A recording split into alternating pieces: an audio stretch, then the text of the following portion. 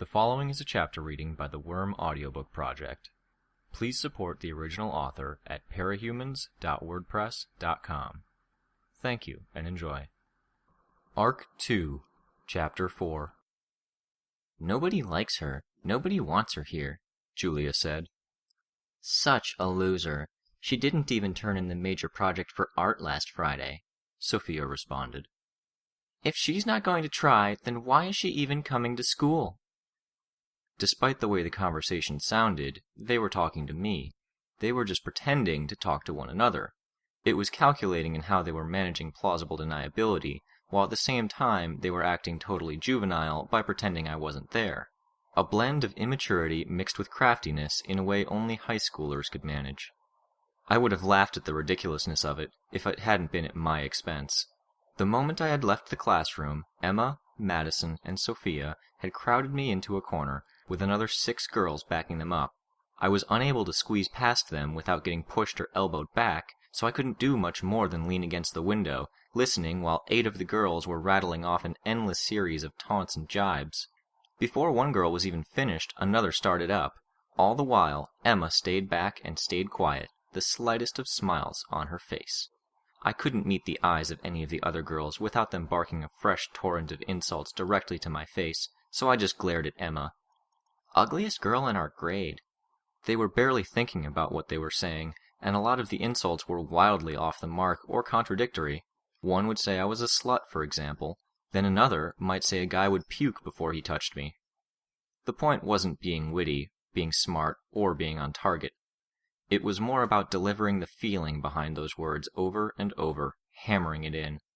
If I'd had just a moment to butt in, maybe I could have come up with retorts.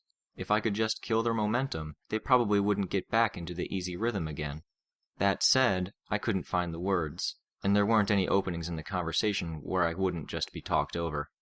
While this particular tactic was new to me, I had been putting up with stuff like this for a year and a half now. At a certain point, I'd come to the conclusion that it was easier to sit back and take it when it came to most things. They wanted me to fight back, because everything was stacked in their favor. If I stood up for myself, and they still won, then it only served to feed their egos. If I came out ahead in some way, then they got more persistent and mean for the next time. So, for much the same reason I hadn't fought Madison for the homework she had taken from me, I just leaned against the wall next to the window and waited for them to get bored with their game, or get hungry enough to leave and go have their lunches. What does she use to wash her face? A Brillo pad? She should. She'd look better. Never talks to anybody. Maybe she knows she sounds like a retard and keeps her mouth shut. No, she's not that smart. No more than 3 feet behind Emma, I could see Mr. Gladly leaving his classroom. The tirade didn't stop as I watched him tuck a stack of folders under one arm, find his keys, and lock the door.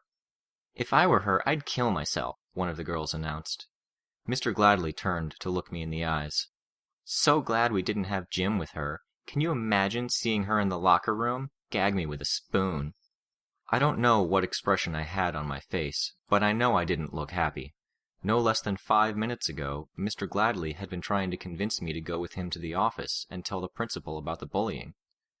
I watched him as he gave me a sad look, shifted the folders to his free hand, and then walked away. I was stunned. I just couldn't wrap my head around how he could just ignore this. When he had been trying to help me, had he just been covering his own ass, doing what was required of him in the face of a situation he couldn't ignore? Had he just given up on me? After trying to help in his own completely ineffective way, after I turned his offer for help down twice, he just decided I wasn't worth the effort? You should have seen her group fail in class just now. It was painful to watch. I clenched my fist, then forced myself to relax it. If we were all guys, this scenario would be totally different. I was in the best shape of my life. I could have swung a few punches from the very start, caused a bloody nose or two, maybe. I know I would have lost the fight in the end, getting shoved to the ground by force of numbers and kicked while I was down, but things would have ended there, instead of dragging on like they were here. I'd hurt physically for days afterwards, but I'd at least have the satisfaction of knowing some of the others were hurting too, and I wouldn't have to sit through this barrage of insults. If there was enough damage done, the school would have to take notice, and they wouldn't be able to ignore the circumstances of a 1-against-9 fight. Violence gets attention. But things didn't work that way here. Girls played dirty. If I decked Emma, she would run to the office with some fabricated story, her friends backing up her version of the events. For most, ratting to the faculty was social suicide, but Emma was more or less top dog. If she went to the principal, people would only take things more seriously. By the time I got back to school, they would have spread the story through the grapevine in a way that made me look like a total psycho. Things would get worse. Emma would be seen as the victim, and girls who had previously ignored the bullying would join in on Emma's behalf. "And she smells," one girl said lamely. "Like expired grape and orange juice," Madison cut in with a little laugh. Again, bringing up the juice? I suspected that one had been her idea. It seemed like they were running out of steam. I figured it was just a minute or two before they got bored and walked away. It seemed Emma got the same impression, because she stepped forward. The group parted to give her room. "What's the matter, Taylor?" Emma said. "You look upset." Her words didn't seem to fit the situation. I had maintained my composure for however long they had been at it. What I'd been feeling was more a mixture of frustration and boredom than anything else. I opened my mouth to say something. A graceless "fuck you" would have sufficed. "So upset you're going to cry yourself to sleep for a straight week?" she asked. My words died in my throat as I processed her words. Almost a year before we had started high school, I had been at her house, the both of us eating breakfast and playing music way too loud. Emma's older sister had come downstairs with the phone. We'd turned down the music, and my dad had been on the other end, waiting to tell me in a broken voice that my mom had died in a car accident. Emma's sister had given me a ride to my place, and I bawled the entire way there. I remember Emma crying too, out of sympathy maybe. It could have been the fact that she thought my mom was the coolest adult in the world, or perhaps it was because we really were best friends and she had no idea how to help me. I didn't want to think about the month that had followed, but fragments came to my mind without my asking. I could remember overhearing my dad berating my mother's body because she'd been texting while driving and she was the only one to blame. At one point, I barely ate for 5 straight days because my dad was such a wreck that I wasn't on his radar. I'd eventually turned to Emma for help, asking to eat at her place for a few days. I think Emma's mom figured things out and gave my dad a talking to because he started pulling things together. We'd established our routine so we wouldn't fall apart as a family again.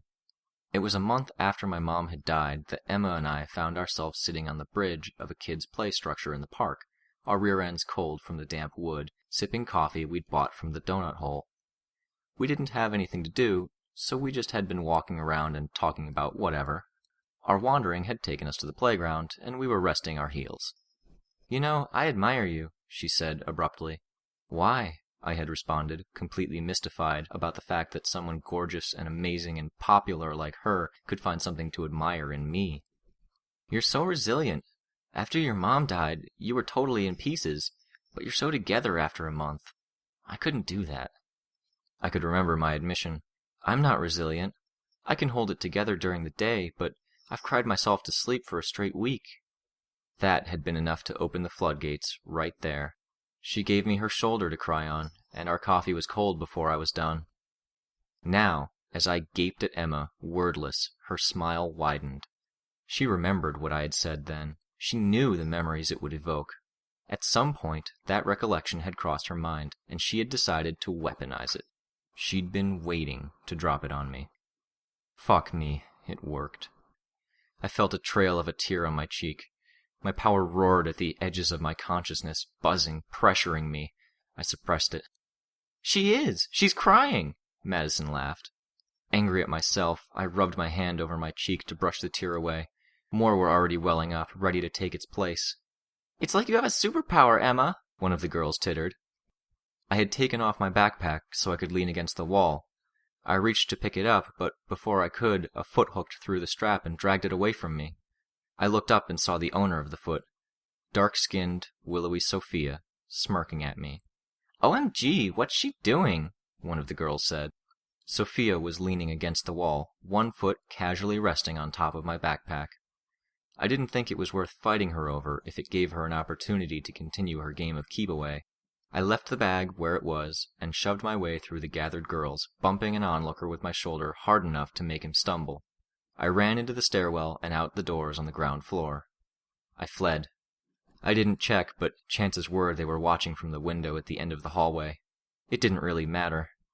The fact that I had just promised to pay $35 of my own money for a World Issues textbook to replace the one that had been soaked with grape juice wasn't my top concern, even if it was pretty much all the money I had left after buying the pieces of my costume.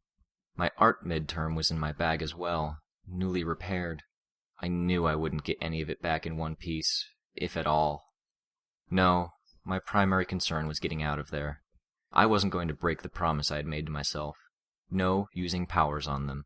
That was the line I wasn't crossing. Even if I did something utterly innocuous, like give them all lice, I didn't trust myself to stop there.